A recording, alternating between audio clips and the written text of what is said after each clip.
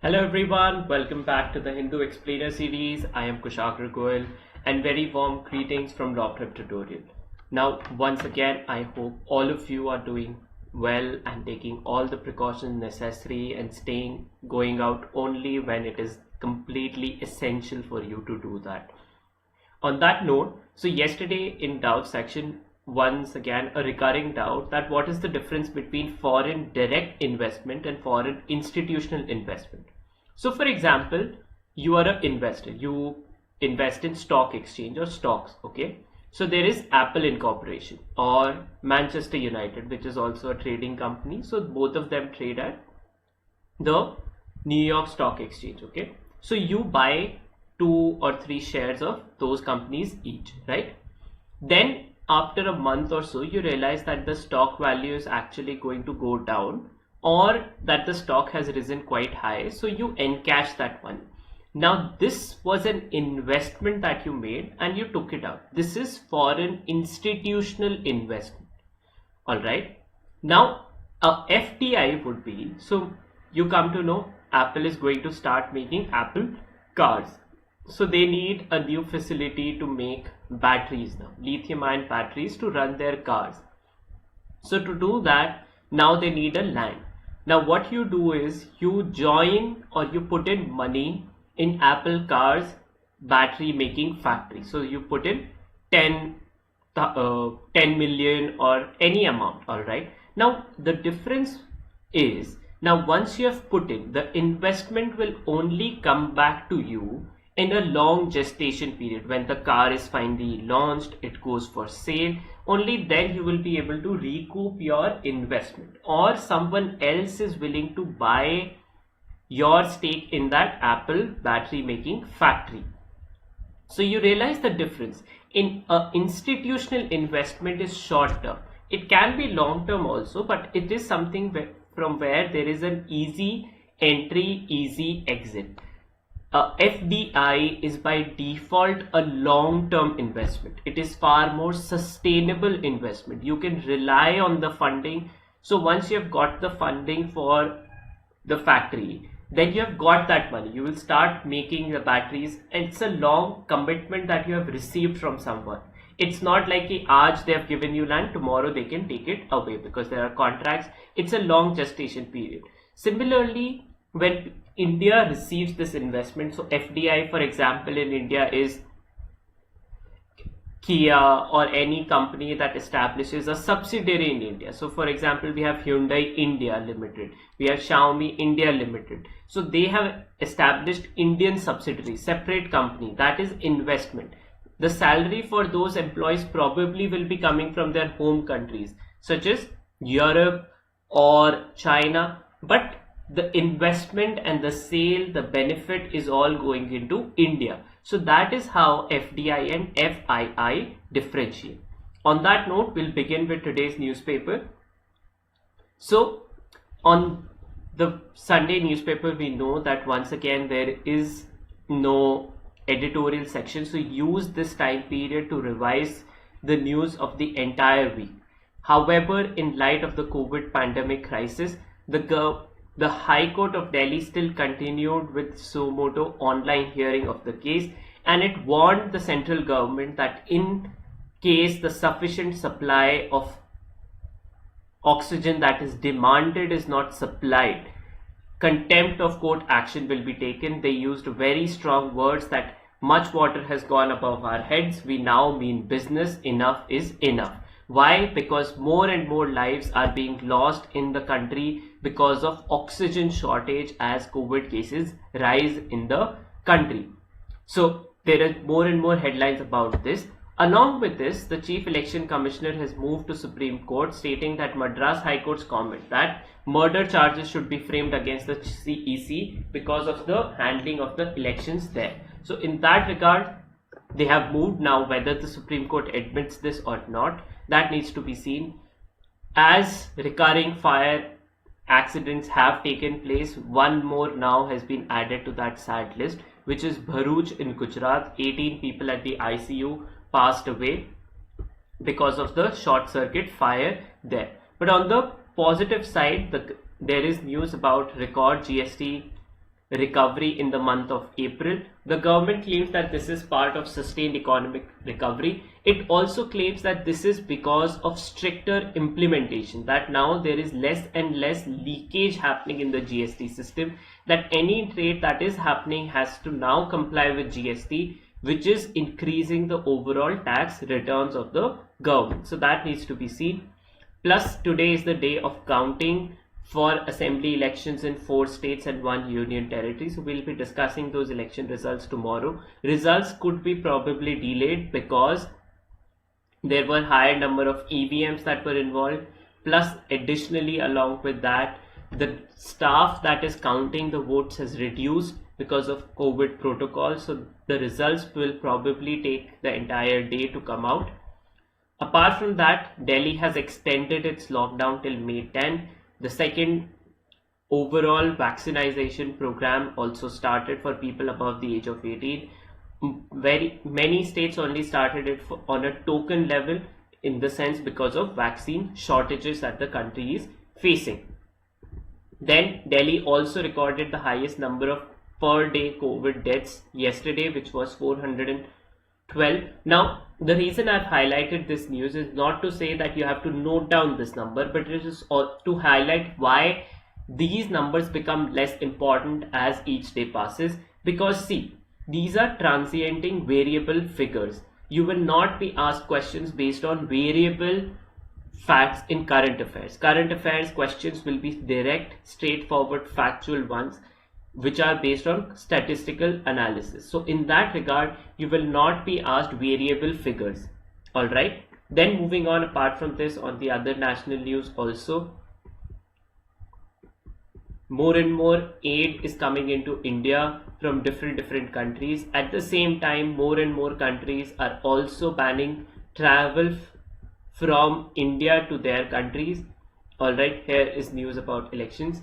On this regard, US has now appointed Daniel Smith as the interim envoy to India, not the permanent person. Permanent ambassador to India has not been appointed. Plus, United States has also cleared the purchase of 6 P-8I patrol aircrafts for Indian Navy. So Indian Navy will be purchasing 6 of them.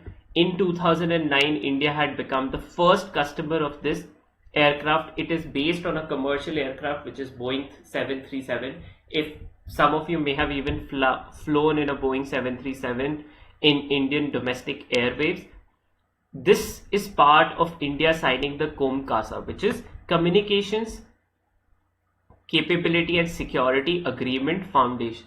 Now, what is this agreement? Under this agreement, for example, let's say you were purchasing any equipment earlier. So we used to purchase US equipment, but we had to fix it with our third-party softwares. But now, because we have signed this agreement, we can now have access to encrypted and path-breaking US technology softwares, which is far more secure than a third-party software to run these equipments. These equipments were designed with these softwares in mind, but because of non-signing of this agreement earlier, this is part of strategic ally. When US claims that India is now its strategic ally, it means that it trusts India with these encrypted secure technologies, that India will not give these technologies to US adversaries. Who are US adversaries? Russia, China, direct competitors of US technology. So they fear that these agreements are in place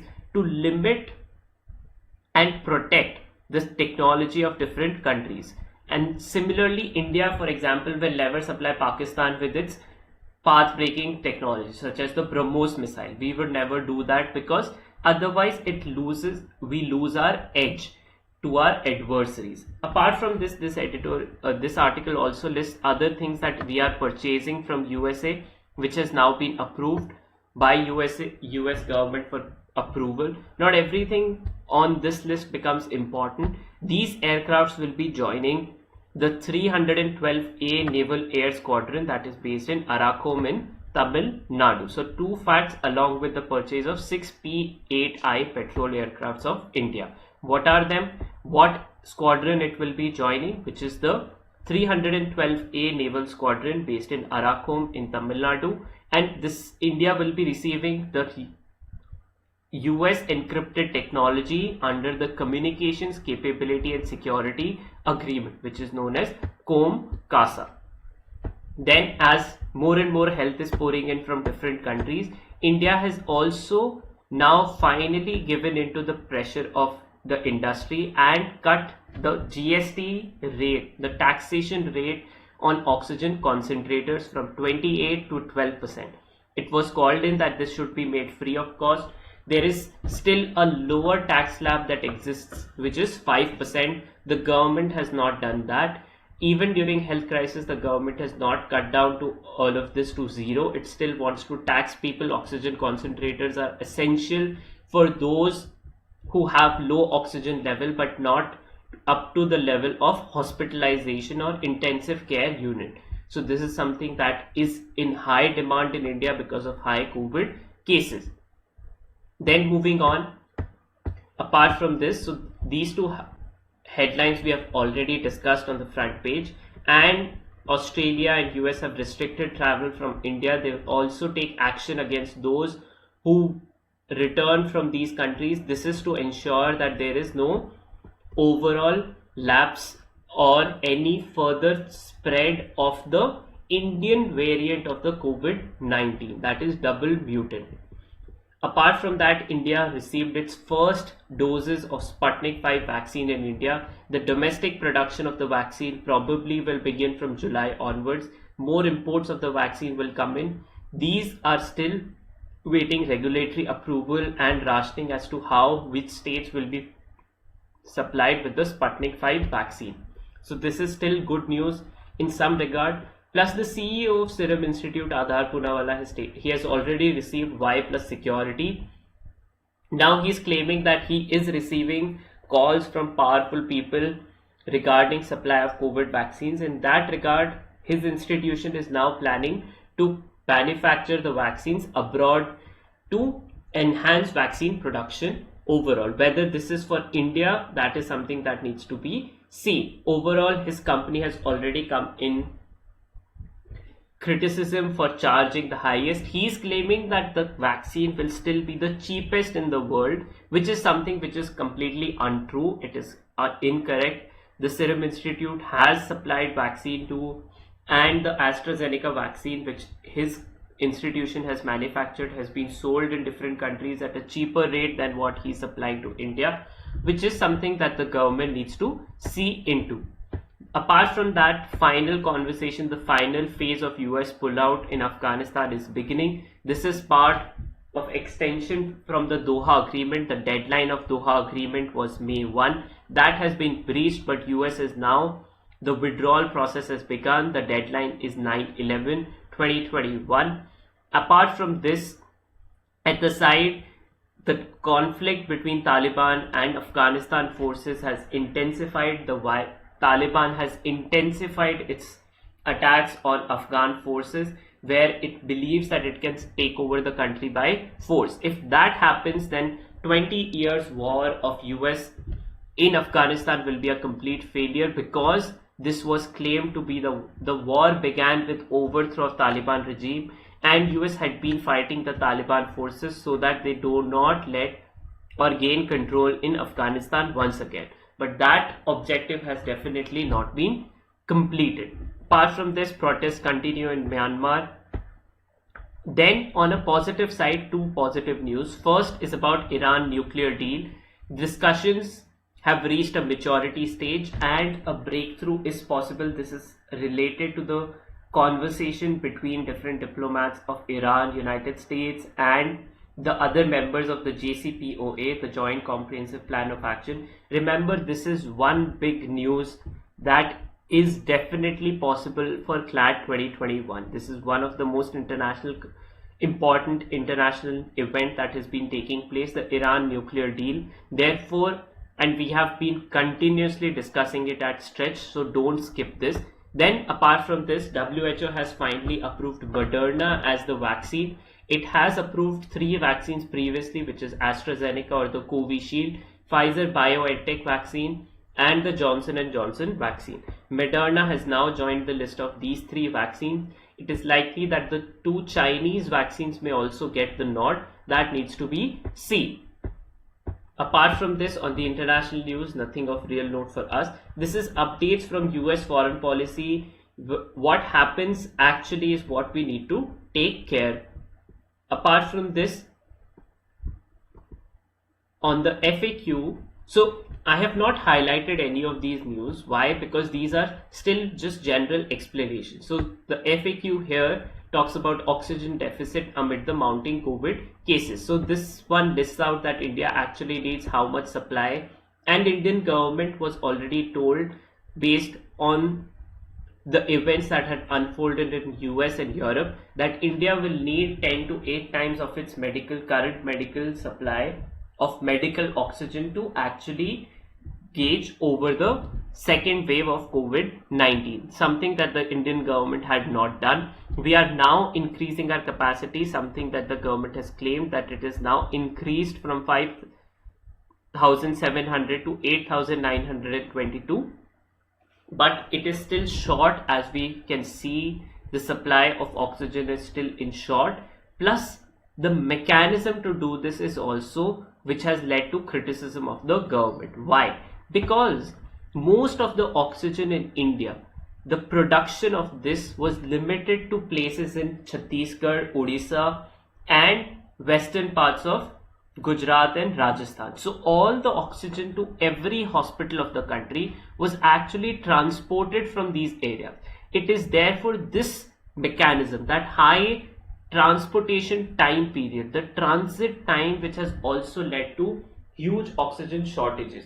And plus, this is where we need assistance and are now trying to create more district levels. So under the PM CARES Fund, 2 things have been decided. One, at every district headquarters, new oxygen plants will be set up, which will reduce a future crisis, something that needs to be seen whether it is done or not. Last year only the government had stated it will establish 162 of them. Only 33 of such plants are actually functional as of today. Apart from this, India is now receiving aid in different mechanisms, plus Indian Railways and Indian Air Force is also trying to cut down this oxygen supply shortage. Now, so this is part of the COVID crisis that we are facing. This is for general information of what is actually happening in the country. From an examination point of view, this is of limited use. Then on the left hand side, about vaccine crunch amid severe shortage, there is limited supply. Already we have not reached 300 million target that we had set for us for frontline workers plus people above the age of 45. That target we are already running on low vaccine supply to inoculate those people, and then now we have now made the aim of vaccinating everyone above the age of 18. But this is something that is actually is not something we will be able to do based on this vaccine supply that we have. The second part of this talks about prolonging the time period between second dosage, that the first shot you should receive and then when should you receive the second shot. So ideally it should be the gap of Indian government has made that you are eligible to receive it after 6 weeks time period from the first shot. But experts everywhere have stated that the more you delay until 12 weeks would be better for efficacy of the vaccine. But then the third one is far more important for us, which is public buildings and fire safety rules. What are these rules under which the overall these mechanisms should have been tested, which is the National Building Code. Part 4 of the code deals with fire and life safety. In light of crisis in different events taking place last year only, the Supreme Court had ordered that we should do an audit of every such place for, or fire safety audit should be carried out. So two things have now been recognized. First, we don't have the manpower to actually conduct these audits, and secondly, we don't have the money in case there is shortage. Let's say there is the wiring that has been done in these hospitals is actually not secure enough. Do we have the money to actually refurbish these areas is also something that has now brought in highlight. All of this shows that for years we have kept overall security and health infrastructure at such a low priority, something that we need to improve if we have to ensure better services in the future and tide over more health crisis in the future. Then on profile section, this talks about ICMR, that ICMR is a bureaucratic institution controlled by the government. Entire funding of ICMR is based on the funding of government, and ICMR has been completely missing in the second wave. So ICMR, the Indian Institute for Medical Research, is something, so this institution has 26 outlets. Apart from this, it is primarily is reliant on government funding, something that medical institutions in Western countries are not. They are independent scientists, they can speak their mind, they can suggest policy measures. But our ICMR during the first wave itself did conduct the world's largest sero survey, which highlighted that there was a huge population that was at risk and our infrastructure could not be coping with it, something that was not paid enough attention, which is obvious, and it is also been criticized now that it is completely missing. The reason why ICMR seems to be missing is because it cannot criticize the government, which was responsible for the health infrastructure, which has completely now collapsed under the pressure of second wave. Then apart from this, the two profiles on the left hand side is about Chloe Zhao, Far From Home. So this is why she, being China born, despite that their country has not made any claim or any celebration, despite her becoming the first director of color to receive the Oscar awards. This was also the first year the Chinese national television did not broadcast the Oscars, and there is almost no news about her victory at the Academy Awards. This highlights two things. First is the control or clampdown on information that the Chinese government has, and secondly, it shows the uneasy situation it has with those people who crave for freedom. So her film Nomadland is about those who want to wander free, who crave for freedom above anything else. That is something that majority of the Chinese do not, and the Chinese Communist Party do not recognize. This is a value or a identity ideology conflict, whether freedom is more important or other facilities. In her movie, the portrayal is that freedom is something that is far above any other value, and Nomadland is a movie that embodies that spirit, and therefore the uneasy situation of her not being recognized in her home country in China. Then on the right hand side is about Zabulion Sementov, the last Jew in Afghanistan. Because of the overall trouble that Afghanistan has seen, the 40,000 strong Jewish community of Afghanistan since 1970s has been moving away from the country to Israel or any other place. And now Zabulion Sementov, the last Jew who did not move along with his family, his wife, his daughters and everyone else lives in Israel, but he claims that no, Afghanistan is my home. But now if Taliban is coming back, he believes that he has to leave the country. There is no other option, because Taliban has a strict orthodox Islamic fundamentalism ideology, and the symbol of Taliban rule was a clampdown on minorities.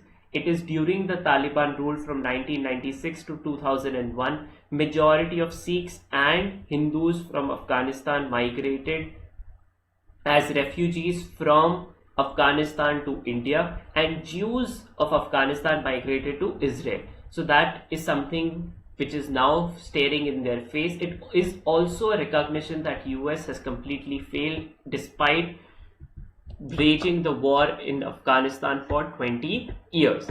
Then moving on the business page, more and more news about that the overall second wave will have an effect on us for our economic recovery. That is something that is happening. And on the sporting side also nothing of real note. So Sunday newspaper is basically only the two most important news that need to be noted down.